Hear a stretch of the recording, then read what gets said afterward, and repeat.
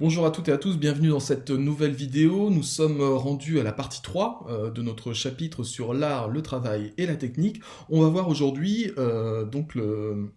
l'art et le travail technique comme création, qui va essayer un petit peu de faire la synthèse de tout ce qu'on a raconté auparavant dans le chapitre. Petit a, l'opposition entre technique et nature. L'homme ne peut se suffire de la nature. Ce que nous donne la nature est un peu trop pour pouvoir survivre. Voir pour ça le mythe de Prométhée et d'Épiméthée.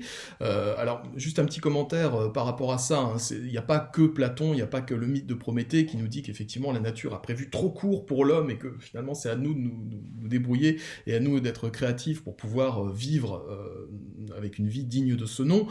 C'est aussi le cas par exemple chez Kant qui le dit clairement, il dit la nature a prévu trop court pour nous. C'est aussi le cas chez l'empiriste David Hume au XVIIIe siècle. David Hume, dans un de ses livres qui s'appelle Traité de la nature humaine, nous dit c'est quand même étonnant de voir que la plupart des animaux qui ont été bien pourvus par la nature, parce que nous, si on compare un être humain avec un animal quel qu'il soit, on s'aperçoit qu'on est quand même super mal équipé. Or, dit David Hume, non seulement notre corps est assez faiblard par rapport à ceux de la plupart des animaux, on n'a pas de défense naturelle vraiment développée, on n'a pas de longs poils, par exemple, pour lutter contre le froid, on n'a pas des griffes acérées pour pouvoir capturer nos proies, on n'a pas d'ailes pour pouvoir s'envoler, on n'a pas de carapace pour pouvoir s'abriter quand un prédateur nous attaquerait. Mais non seulement ça, mais en plus, on est probablement les créatures sur Terre qui ont le plus de besoins. C'est-à-dire que là où un animal va avoir par exemple un régime alimentaire unique, regardez, 99% des animaux, ils ont un régime alimentaire qui est extrêmement peu varié. C'est-à-dire qu'un herbivore va ne manger que de l'herbe et des feuillages. Un carnivore ne va manger que de la viande. Nous, il nous faut des légumes, il nous faut de la viande, et encore de la viande qui soit cuite, parce que sinon il y a des bactéries dedans.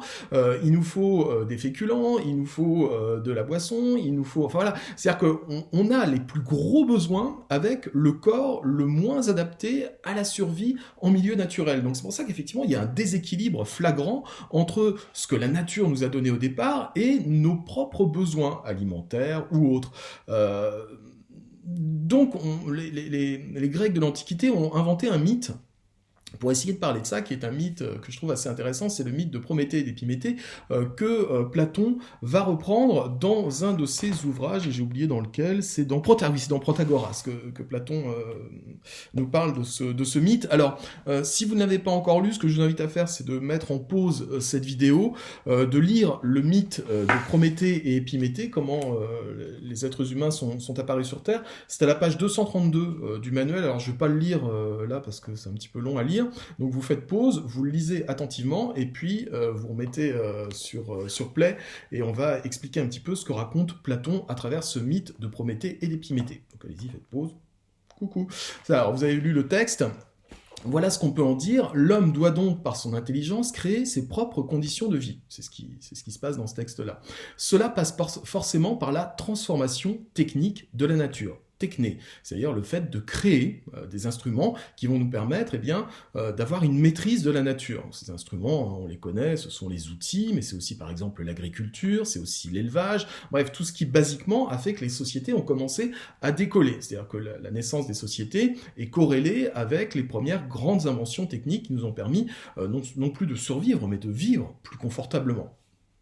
Transformation technique de la nature, et là je cite un autre philosophe, c'est pas Platon, c'est Descartes, je crois qu'on avait déjà cité Descartes en cours, et cette phrase-là en particulier, l'homme peut se rendre comme maître et possesseur de la nature. Souvenez-vous que Descartes, c'est un philosophe rationaliste, c'est-à-dire quelqu'un qui croit en les pleins pouvoirs de la raison humaine. Pourquoi ? Parce que pour Descartes, puisque nous sommes la créature chérie de Dieu, on est persuadé de ça à l'époque, on est au XVIIe siècle, Dieu a créé l'être humain comme la créature la plus élevée qui soit, il nous a dotés de l'arme la plus absolue. On a un corps qui est faible, on n'a pas vraiment de ressources à travers notre physique, mais on a la raison. Et la raison peut tout créer. La raison peut dominer l'essentiel même de l'humanité et l'essentiel même de l'univers.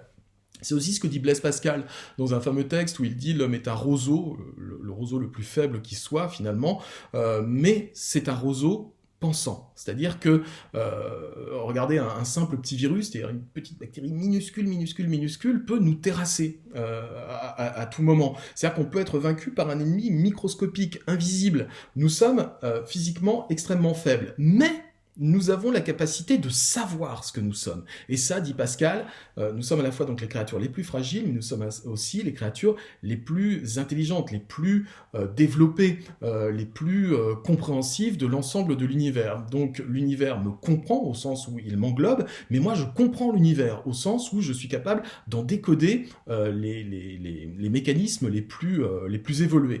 Donc voilà pourquoi, effectivement, nous pouvons nous rendre comme maîtres et possesseurs de la nature. On notera le comme, qui est intéressant aussi chez Descartes, c'est-à-dire que Descartes ne veut pas blasphémer, il ne veut pas avoir de problème avec l'Église de son époque, donc l'homme ne peut pas se rendre maître et possesseur de la nature, parce qu'il n'y a qu'un seul maître et possesseur de la nature, c'est Dieu, mais nous pouvons être comme Dieu, nous pouvons nous hisser quasiment au rang de Dieu. Et finalement, c'est aussi ce que nous dit Platon dans ce texte, puisque si vous l'avez lu, vous avez vu qu'effectivement, à la fin du texte, parce que Épiméthée, un des deux frères, un des deux titans, a été imprévoyant et a prévu trop court, et donc il n'y a pas de qualité spécifique pour l'être humain, eh bien, c'est Prométhée qui va aller tchourave aux dieux, à Athéna et Phaïstos, le feu et la connaissance, c'est-à-dire la maîtrise technique des armes, de tout ce qui...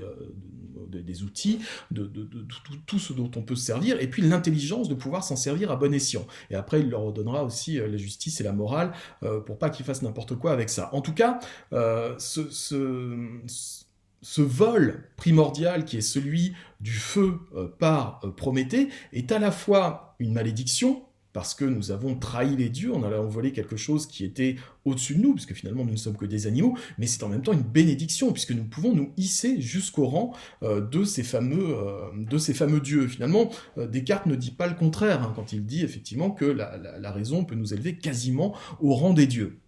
Les inventions techniques de l'homme, je reprends la lecture, les inventions techniques de l'homme le poussent à surpasser les lois même de la nature. Vouloir raccourcir le temps et les durées, vouloir voler dans les airs, traverser les océans, habiter dans des zones inhabitables. Tout cela prouve que l'homme, par la technique, veut s'émanciper des lois de la nature.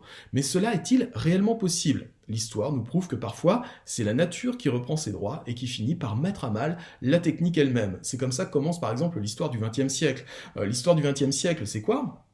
C'est une période de grande prospérité économique et autres qui commence à s'ouvrir de 1900 à 1914. Et puis souvent, alors je ne sais plus quel philosophe en parlait, et qui disait finalement le naufrage du Titanic a été un petit peu à l'image du XXe siècle. Le naufrage du Titanic, qu'est-ce que c'est ? C'est un bateau qu'on lance sur l'océan, qui est le plus grand bateau du monde, la fierté de la technique occidentale. Et on dit, voilà, le slogan du Titanic quand il a été lancé, c'est « Ah bah zut, mon écran a figé, donc je vais être obligé de vous quitter et de reprendre la prochaine vidéo avec notre ami le Titanic. »